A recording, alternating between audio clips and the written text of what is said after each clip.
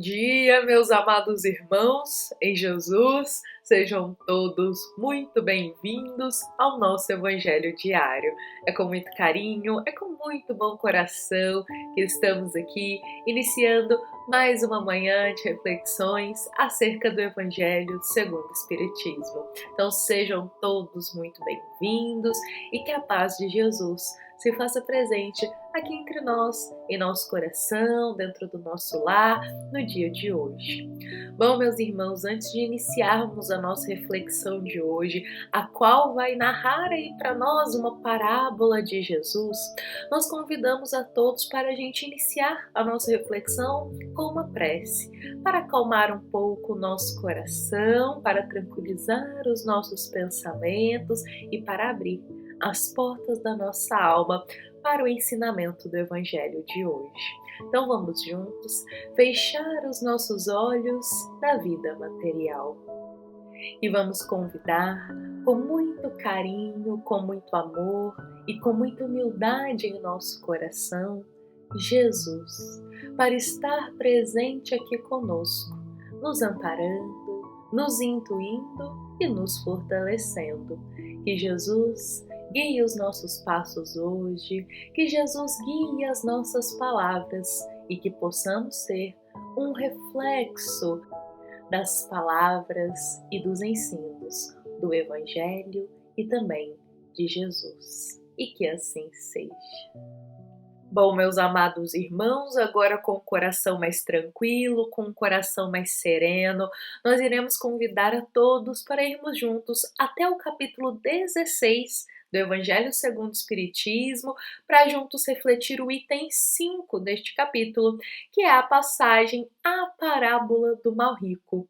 Nossa passagem de hoje, ela compartilha na íntegra para nós essa parábola que Jesus traz para a gente um esclarecimento e um fundo moral muito grande através dessa história. Então, a nossa proposta aqui hoje é compartilhar também um pouco mais sobre essa parábola e, no final, compartilharmos um ponto de reflexão que conseguimos extrair de tantos ensinamentos que ela tem, algo ali para tocar o nosso coração. Então vejamos aqui, eu vou lendo alguns trechos da parábola, vamos parando e refletindo também, e no final a gente faz aí um compilado do fundo moral que Jesus quis compartilhar conosco.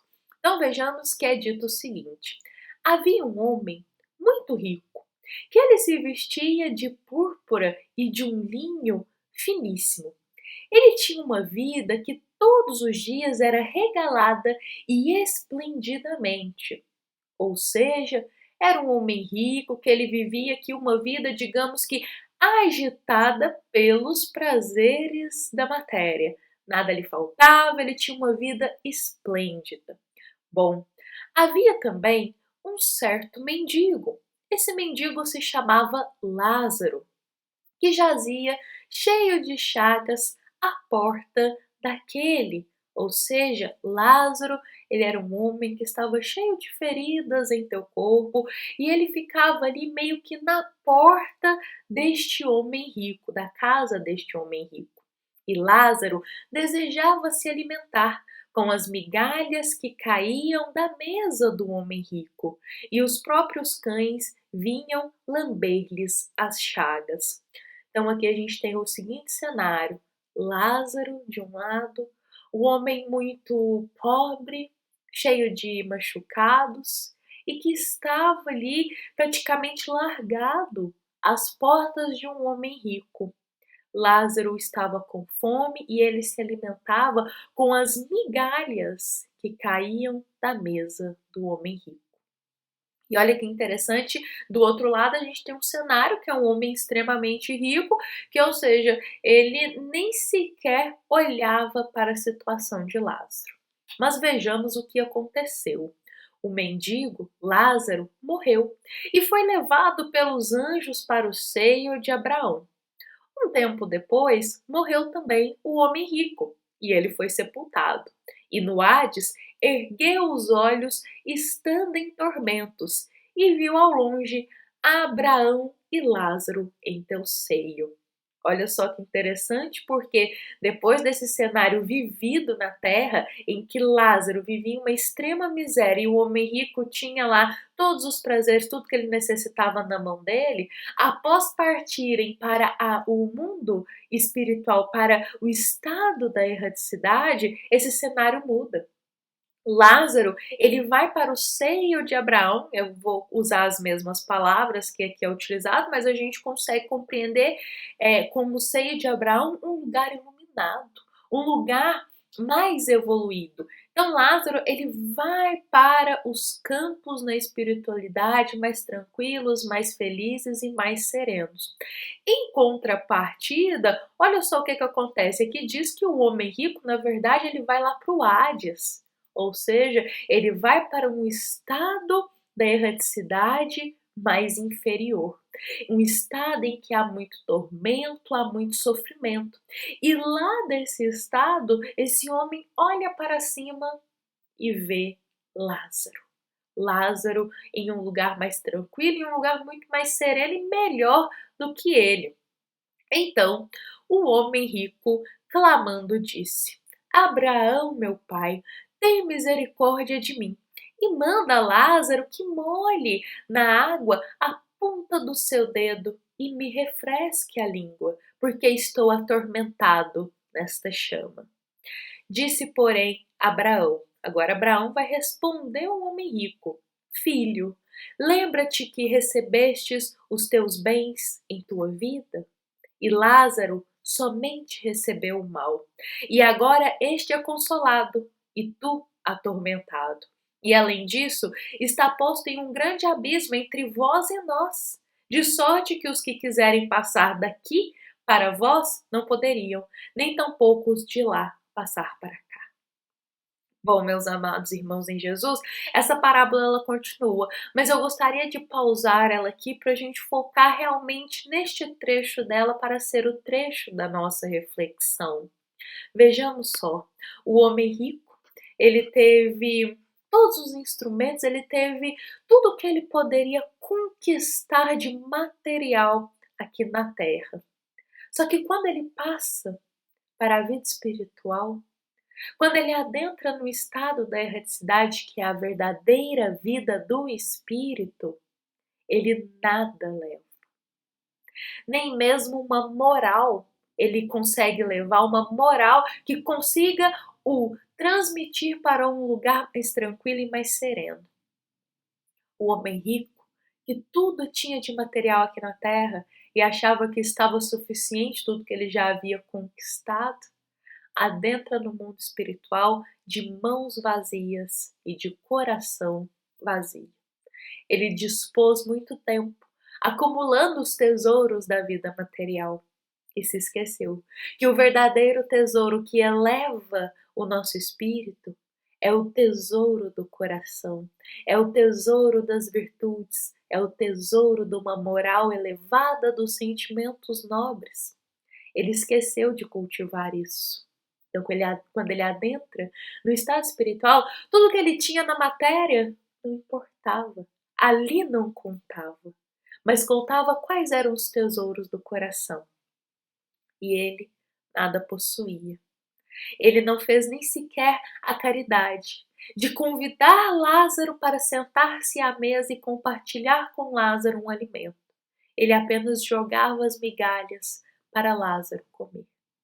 Então ele adentra no mundo espiritual, ele retorna para a verdadeira vida com o coração vazio. Quando nós lemos essa passagem, essa parábola, a gente consegue tirar muitos ensinamentos. Conseguimos focar na vida de Lázaro ali naquele momento e trazer uma reflexão. Conseguimos focar também no personagem que é o homem rico, porque é um personagem isso aqui que foi criado, para compartilhar também a história dele. Mas hoje estamos olhando como um todo aqui. Porque essa parábola a gente consegue ter pontos de reflexões diversas em cima dela. Mas hoje o nosso olhar, nós estamos convidando a todos para um olhar mais geral, um olhar mais amplo. O olhar para as conquistas que estamos dispondo nosso tempo em conquistar. Muitas vezes a gente se atormenta na vida, fica ansioso, fica preocupado, perde noites de sono para acumular coisas efêmeras na vida material. Coisas efêmeras. Vejamos que existe uma grande diferença da gente trabalhar honestamente, conquistar as nossas coisinhas materiais, porque é importante também nós nos esforçarmos para cada um ali conquista o que deseja materialmente, mas isso é importante para a nossa jornada também. Mas a partir do momento que nós começamos a ficar atormentados no coração, deixando a cobiça, o orgulho dominar os nossos sentimentos, e isso se torna o foco central da nossa vida, as conquistas materiais, estamos indo para um caminho de extremismo muito grande. Estamos dedicando o nosso precioso tempo e a nossa jornada na Terra apenas com as coisas materiais. Então, quando a gente não tem o equilíbrio em dedicar tempo, sim, à vida material, porque é importante, mas também dedicar tempo para semear os tesouros do coração, dedicar tempo a cultivar os sentimentos nobres, dedicar tempo para a gente cuidar do nosso espírito, isso é ter equilíbrio, vida material e vida espiritual. Mas vejamos que o homem rico, ele denota aqui pra gente aquele coração que se esquece de viver a caridade, se esquece dos sentimentos nobres, se esquece até mesmo de olhar para o próximo com mais carinho e vive uma vida focada na vida material. E o que acontece quando se vive uma vida focada apenas na vida material? Nada se cultiva no coração, porque o tempo ele é ali empregado apenas para as conquistas, muitas vezes efêmeras da matéria, porque por vezes já se tem o necessário para viver, mas se perde noites de sono, fica ansioso, fica preocupado para acumular o supérfluo.